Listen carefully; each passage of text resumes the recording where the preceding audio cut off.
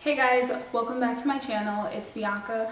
If this is your first time here, welcome. My name is Bianca and I make just family lifestyle vlogging videos, and I do some sit-down videos like this one here.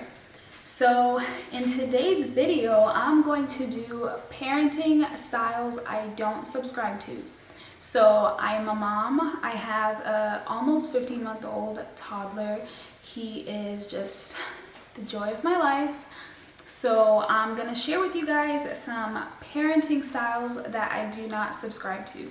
I saw this video being done by a few people like Milena Ciciotti. I also saw Sarah Therese doing this video, and also I saw Nicole Layla Green doing this video. So I decided to hop on the bandwagon and do my own version of this video because I do have some parenting styles that I do not necessarily follow. Now, this is not to say that I don't ever do some of these things, or to say that if you do some of these things, you're doing anything wrong. This is just a personal preference, how we prefer to raise our baby. And yeah, so to each their own. This is what we like to do, and if you do something totally different, that's totally fine for you and your family, and this is what works for us. So the first thing I have on my list, I only have 5 things right now. There are a bunch of other things that we do that are non-traditional, but I just chose 5 things that I'm going to focus on. So the first one is praising. We do not praise our baby. We don't praise Uriah when he does things. And not to say that like we don't tell him good job or you did it, or like cheer him on when he does something. But what we try to do is focus on encouraging and reinforcing the action to doing something. And this is something that my husband brought up, to say like, you know, we should try not to always say, yay, you did it, or good job, or you know, like celebrate and go like over the top about him doing something, but to rather encourage and cheer him on as he's in the process.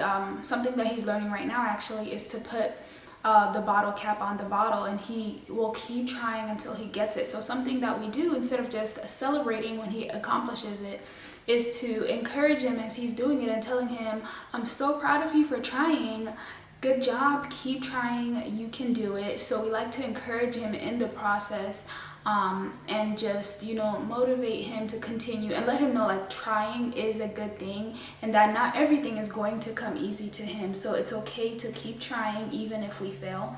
So we do tell him good job, but we do tell him we're proud of him. I get so excited when he does something new or does something for the first time, but we try not to praise him and make things all about him, but rather we want to enforce that the reason he's able to do something or accomplish something is, one, because God allows him to and aids him in doing that thing, and also because he's really worked hard and tried. Not that things just happen and things just come easy, and we don't want him to think that he should we don't want him to be so boastful and proud every time he does something to say me, but rather to put his focus on the one who guides him and aids him and allows him to do that thing. So that is the first one. The second one is ignoring tantrums. So I've seen things on both spectrums. I see a lot of people like giving into tantrums, and I also see people just saying, oh, ignore the tantrum, just like pretend it's not happening. I definitely don't believe in giving into tantrums, because I believe that it feeds that behavior and allows it to continue to happen.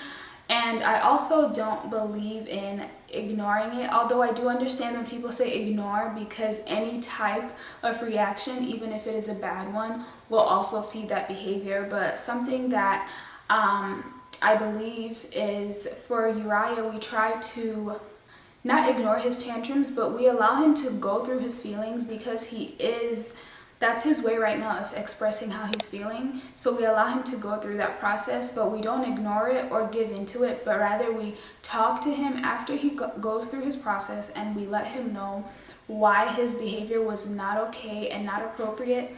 And we share with him that that behavior is not going to get you what you want. If you want something, you need to communicate it in a different way. And we're trying to teach him healthy ways of dealing with frustration, anger, sadness, and just help him learn to deal with his emotions in a much healthier way. So the third one I have here is saying no. And I have in parentheses with no explanation, because I say no to Uriah. I'm not even gonna lie and say, oh, I'm the mom who never says no. But I do tell Uriah no, because for his own safety, I can't just say yes, yes, yes to everything. So what I do is explain to him why I'm saying no. Growing up, it was always because I said so, and I do not believe in that, and that is not how I want to raise Uriah. We are very adamant about explaining to him why he cannot do something. If we're telling him no, or if it's something that he can do but just not in that moment, explaining to him that you can't do that right now but you can do it later, or explaining to him the reason why you can't do this is maybe because you didn't treat that toy or you misused that privilege. And of course you use wording that your child understands. Like Uriah is only 15 months old, so simple short sentences, but we shouldn't shortchange our kids. I see so much in Uriah how he understands everything we're saying to him. So we don't shortchange him by saying, oh, he's just a baby, or oh, let's just let it go, let's just let it pass, he's just learning. We see how smart, how capable he is, and how much he soaks everything up like a sponge. So we take advantage of that and we communicate with him accordingly. So the fourth one I have is forcing your child to eat. This is a tough one, because when Uriah was first starting to eat, he was a little bit underweight.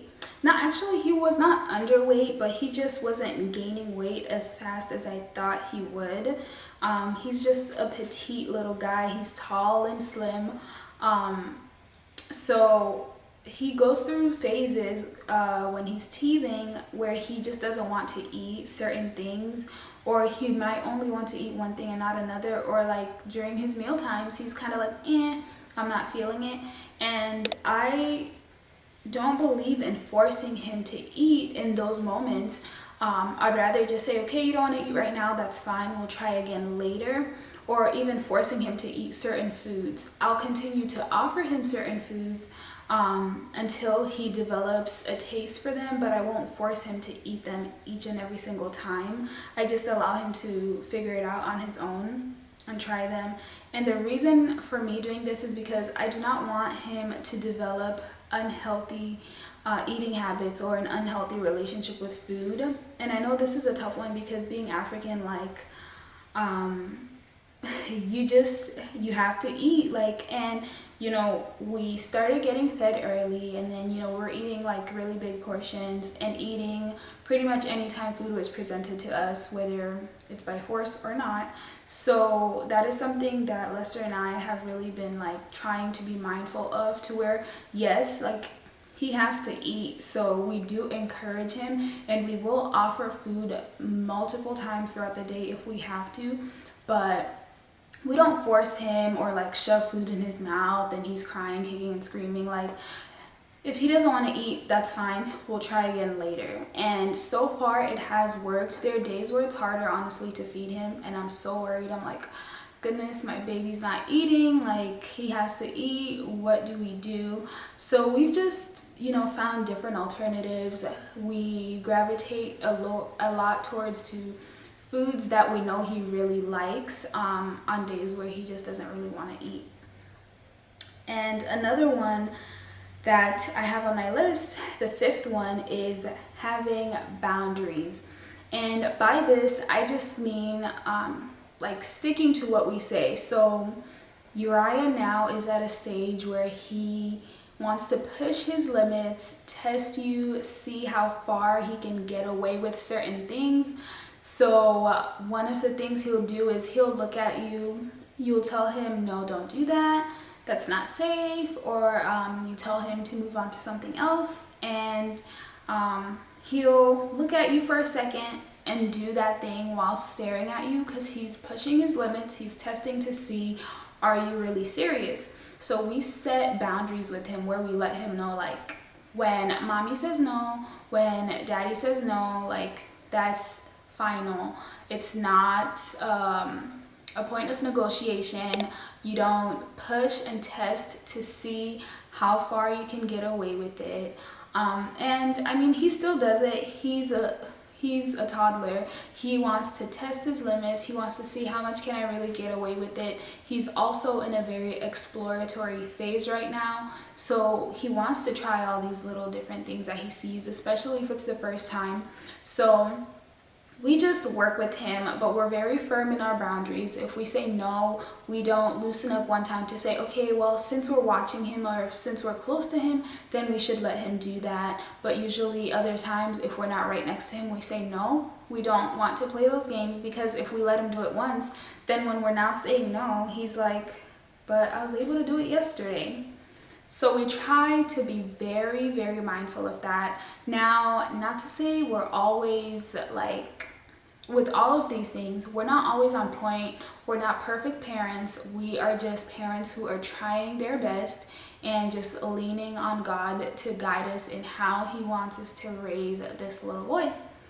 So a sixth one I have, I'll do a little bonus one here. I know this one's really popular. A lot of people have shared this.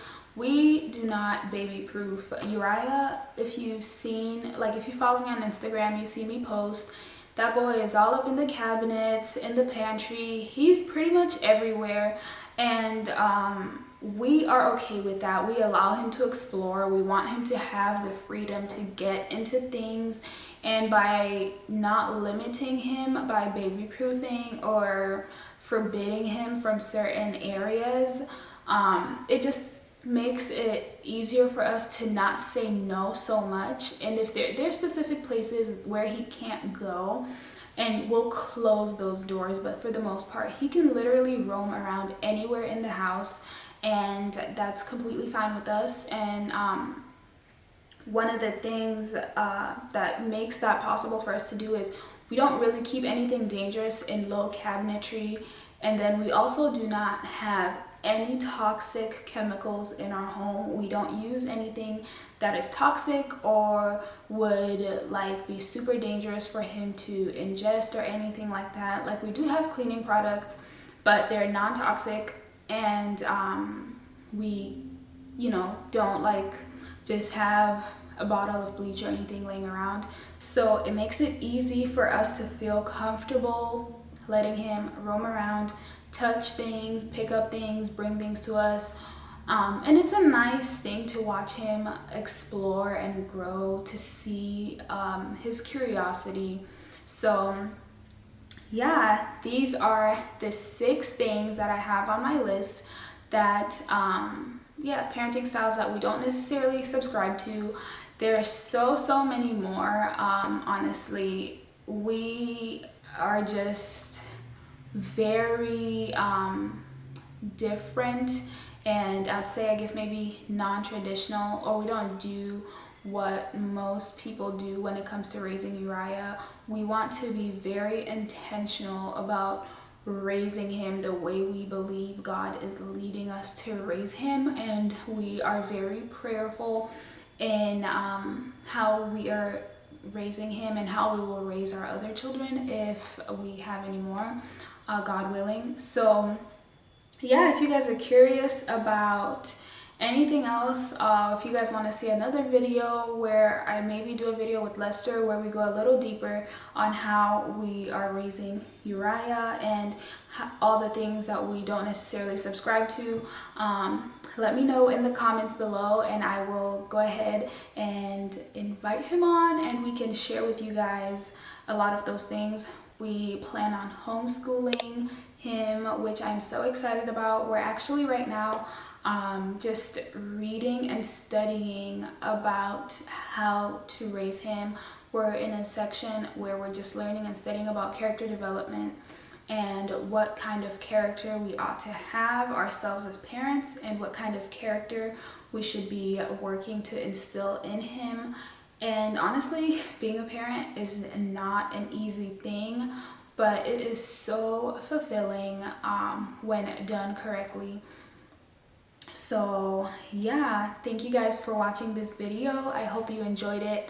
I hope you come back to my channel. If you haven't already, please give this video a thumbs up, subscribe below, and come back next time for another video that I'll be sharing with you guys.